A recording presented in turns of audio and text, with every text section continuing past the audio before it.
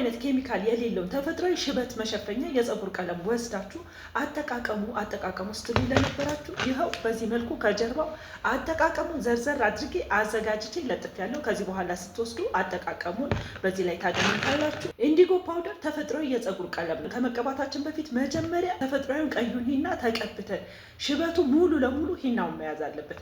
ሂናውን ከተቀባን በኋላ በሻምፖና በኮንዲሽነር ሙልጭ አድርገን ታጥበን ጽድት ያለ ፀጉር ላይ ቅባት ሳይነካው ፀጉር ከደረቀ በኋላ ግማሽ የሻይ ማንኪያ ጨው፣ 2 የሾርባ ማንኪያ ኢንዲጎ ፓውደርን በሙቅ ውሃ አድርገን እንበጠብጣለን። ለመካከለኛ ፀጉር ማለት ነው።